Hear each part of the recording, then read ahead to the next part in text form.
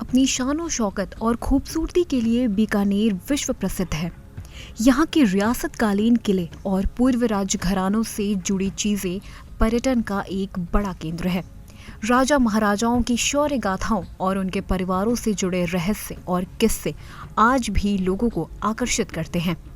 इन्हीं में से एक है बीकानेर का देवी कुंड सागर मोक्षधाम, जहां बीकानेर रियासत के पूर्व राज परिवार के सदस्यों की अंत्येष्टि की जाती थी।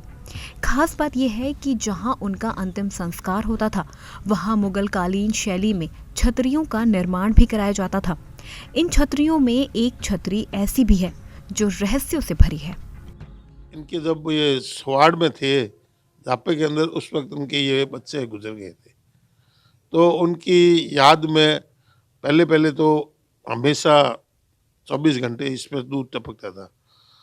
उसके बाद में धीरे धीरे जैसे बच्चों की उम्र होने लगी और होगी, उसी प्रकार के उस जिस दिन बच्चों का दिन होता था उस दिन यहाँ दूध टपकता था। वो पुरानी टाइम में मतलब महाराजा गंगा सिंह धर्मपत्नी आप वालों को और दिना क्या बूढ़िया क्या बताओ आया कर तो क्या कहते हैं वो क्या दूध आते थे पहले। बीकानेर रियासत के 5वें राजा की छतरी यहाँ सबसे पहले बनी और उसके बाद राज परिवार के किसी भी सदस्य और राजा के निधन के बाद यहाँ छतरी बनवाई जाती है। लेकिन इन सब में जो बात सबसे ज्यादा हैरान करने वाली है वो ये है कि इन छतरियों में से एक छतरी ऐसी है जहाँ से दूध टपकता है। बीकानेर रियासत के गौरवशाली इतिहास के साक्षी रहे महाराज गंगा सिंह की पत्नी बल्लभ कुंवर के निधन के बाद उनकी याद में बनाई इस छतरी से दूध टपकता है। बीकानेर कल्याण सागर देवीकुंड सागर में राज परिवार की छतरियाँ बनी हुई है। उसमें एक छतरी विशेष आकर्षण का केंद्र भी है। महाराजा गंगा सिंह जी की पत्नी बल्लभ कुंवर जी की छतरी है। कहते हैं उनके 2 बच्चों की जल्दी मृत्यु हो गई थी, तो उनको दूध ही नहीं पिला पाई, तो मातृत्व ही होता है, तो उन छतरियों से आज भी दूध जैसा द्रव्य निकलता रहता है।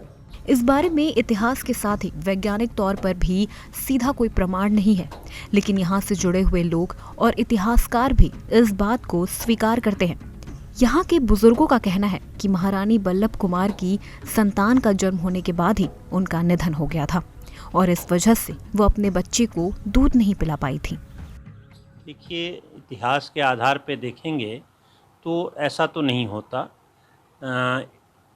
और विज्ञान के आधार पे भी नहीं होता, लेकिन अभी भी वहाँ की 2 स्तंभों से जो कि मार्बल के संगमरमर के बने हुए हैं और एक फुटप्रिंट जो बना हुआ है पगली जिसको बोलते हैं, उन जगहों पे तरल पदार्थ निकलता है जो ये कहा जाता है कि दूध हो सकता है। वो तरल पदार्थ जो है पानी की तरह का है और कुछ मटमैला सा है, तो मान्यता उसको है, लेकिन इतिहास के आधार पर कहें या विज्ञान के आधार पर कहें तो ये संभव नहीं है। गुंबद से लेकर नीचे तक मटमैला सफेद तरल पदार्थ टपकता रहता है और इसके निशान आज भी यहाँ कायम है।